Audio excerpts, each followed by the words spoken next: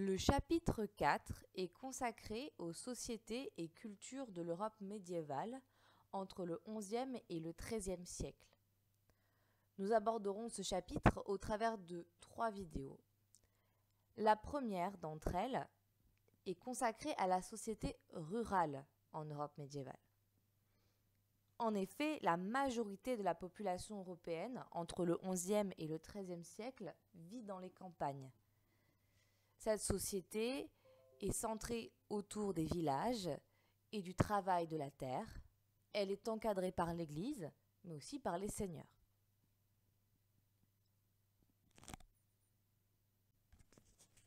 L'organisation du village. Les villages sont organisés autour de différents bâtiments principaux, comme l'église par exemple, ou le château du seigneur. Dans l'église ou le château, on trouve le seigneur. L'église ou les nobles sont les propriétaires des terres et donc les seigneurs des paysans. Les terres sont divisées en différentes parties.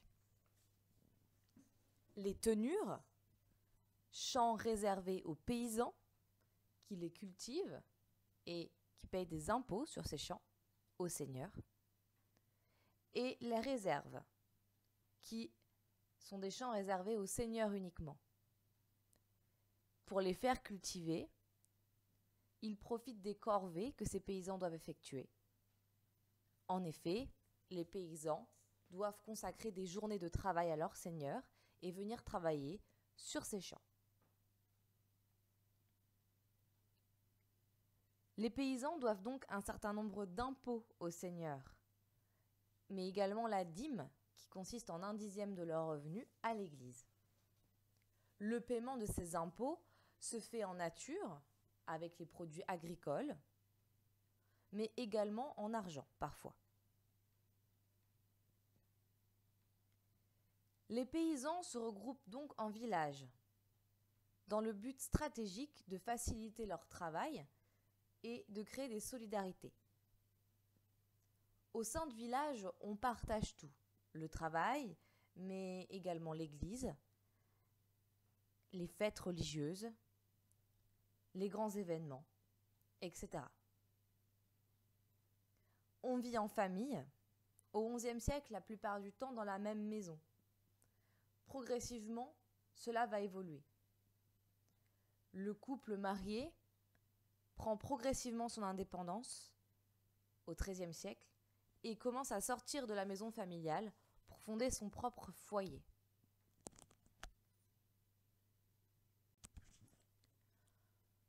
Selon les pays européens, l'organisation en village peut porter un nombre différent. En Angleterre, par exemple, les villages se sont organisés sous la forme d'une rue principale, autour de laquelle étaient répartis les bâtiments. En Italie, dans certaines régions, on parle de castellum, donc un village regroupé autour du château, sous une forme très ramassée, à flanc de collines ou de montagnes.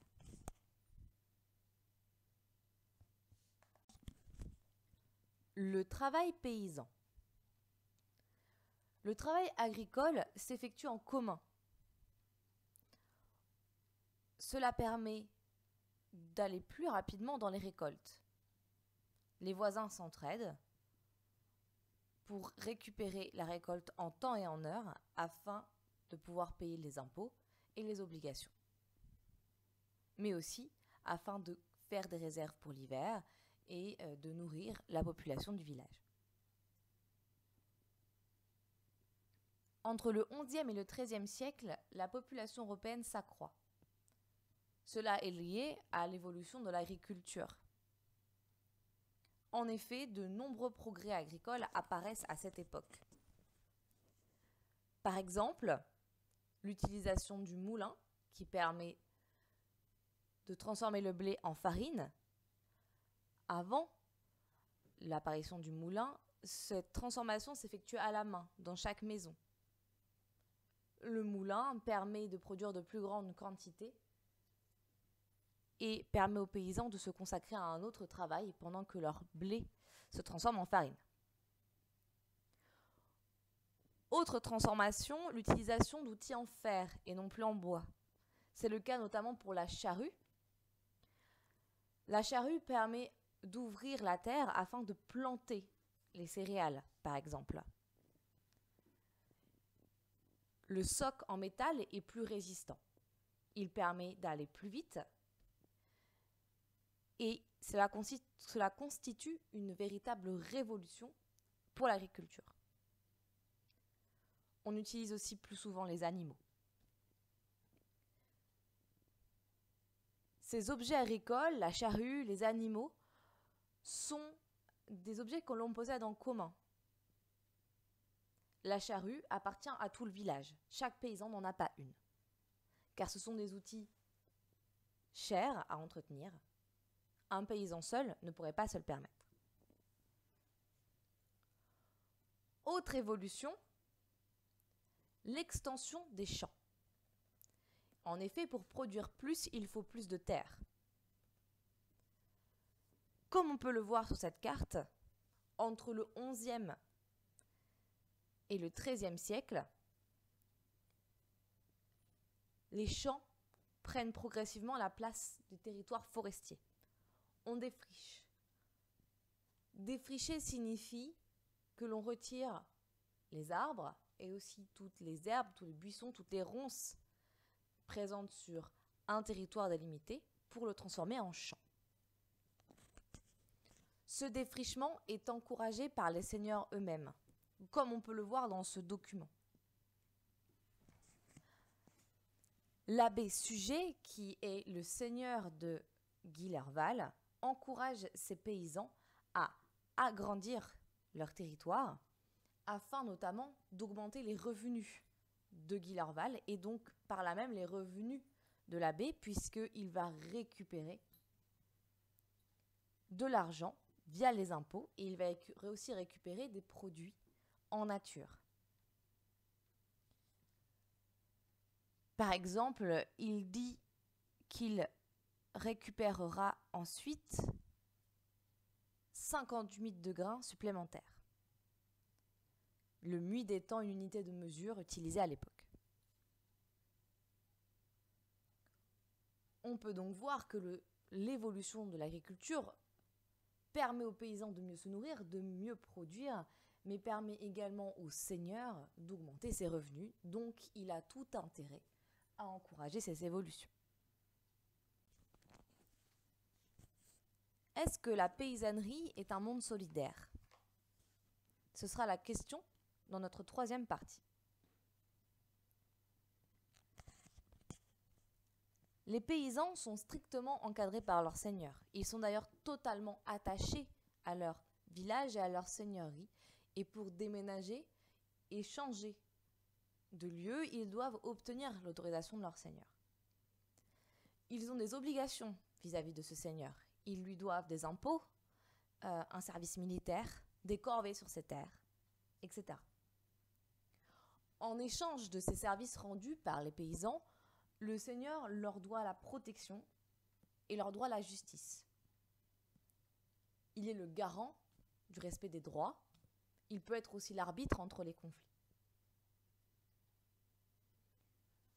Entre le XIe et le XIIIe siècle, cependant, des tensions se font jour entre les communautés villageoises et le seigneur. En effet, pour augmenter ses revenus, le seigneur a tendance à augmenter le poids de ses droits seigneuriaux. Par exemple, dans certains villages, les paysans sont tenus d'accueillir les soldats en cas de guerre et leur fournir le gîte et le couvert, ce qui constitue une charge supplémentaire pour eux. C'est ce qu'on appelle le droit de gîte. On paye également pour se servir du moulin, qui est la propriété du seigneur. Donc, la production de farine que le paysan se réserve fait l'objet d'un impôt. Cette augmentation du poids seigneurial, et notamment du poids financier du seigneur, entraîne parfois des révoltes de la part des paysans. Et on assiste au XIIIe siècle à un nouveau mouvement celui du développement des chartes de franchise. Une charte de franchise est un texte dans lequel sont écrits les droits et les devoirs des paysans et des seigneurs. Ce texte permet aux paysans, lorsque le seigneur abuse de son pouvoir, de faire valoir leurs droits en justice, en dehors de la justice du seigneur, bien sûr. C'est également le cas pour le seigneur qui peut utiliser cette charte pour montrer son bon droit lorsqu'il instaure un nouvel impôt, par exemple. Ces chartes apparaissent au départ en Espagne et en Allemagne, et puis vont se diffuser dans le reste de l'Europe. Par exemple, ici, vous avez la charte concernant la commune de Lauris en Gâtinais qui est octroyée par le roi Louis VII. On y déroule les droits et les devoirs du paysan. Par exemple, un certain nombre de droits seigneuriaux sont supprimés pour les paysans habitant sur place. On ne paye pas de péage, par exemple, lorsqu'on veut se rendre dans les autres villes alentours pour faire du commerce. Il est aussi déterminé certaines corvées, selon les corps de métier. Par exemple, les hommes de Lauris sont tenus d'une corvée liée au transport du vin à Orléans, mais pas tous les hommes. On nous dit clairement que ce sont ceux qui possèdent des charrettes et des chevaux qui pourront être soumis à cette corvée. Les autres, ne possédant rien pour transporter le vin, ne sont pas tenus de s'en acquitter.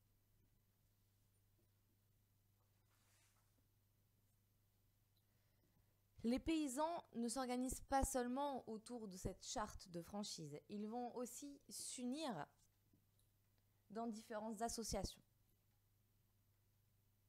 notamment des associations pour soutenir un paysan en cas de malheur, en cas de baisse de revenus.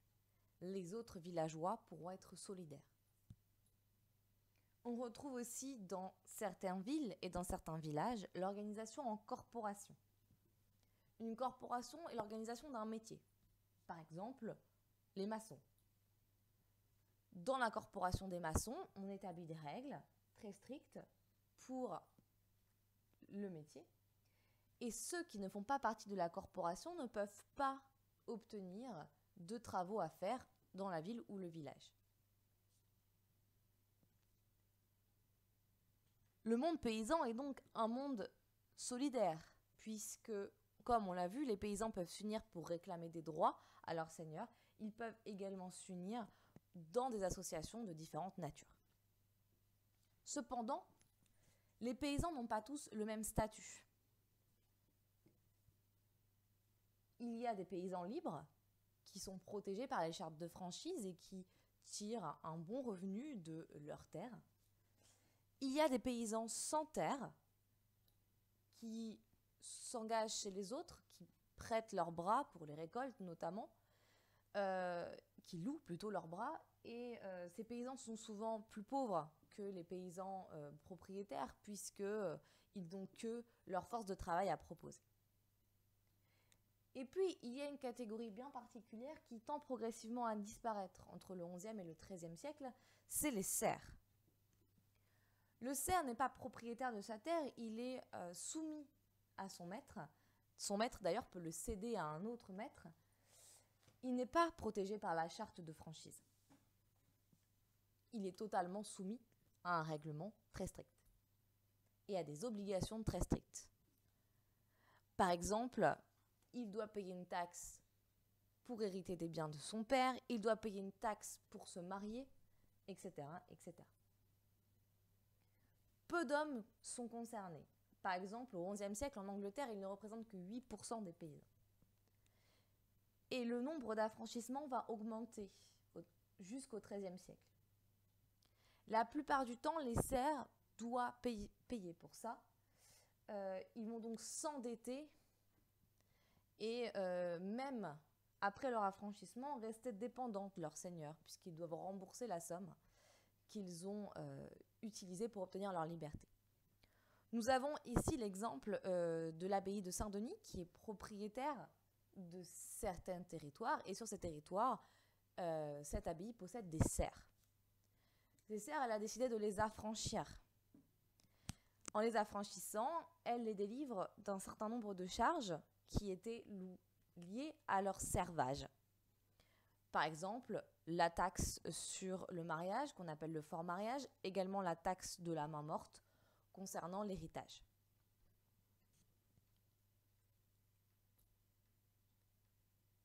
On voit à la fin de ce texte que les hommes ont payé pour cela. Ils ont payé en livres parisis, qui est la monnaie utilisée dans cette région de France. Et donc, ils ont certainement dû s'endetter pour obtenir leur liberté. Donc, même si le monde paysan peut être solidaire, il y a de grandes inégalités et de grandes différences de statut dans ce monde également. Pour conclure, on peut dire que la société rurale de l'Europe, entre le XIe et le XIIIe siècle, s'organise en villages. Cela leur permet de créer des solidarités, notamment pour le travail agricole, mais également face aux seigneurs. Cela leur permet de s'entraider également, même si on voit qu'au sein même d'un village, tous les paysans n'ont pas le même statut, et donc que les inégalités sont présentes. Le travail paysan évolue aussi durant cette période du XIe et du XIIIe siècle avec la hausse des défrichements et les progrès liés à l'exploitation des champs.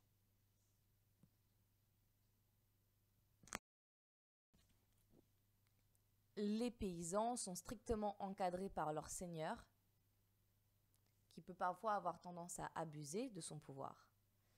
Ils sont aussi strictement encadrés par l'Église, ce qui fera l'objet de notre deuxième vidéo.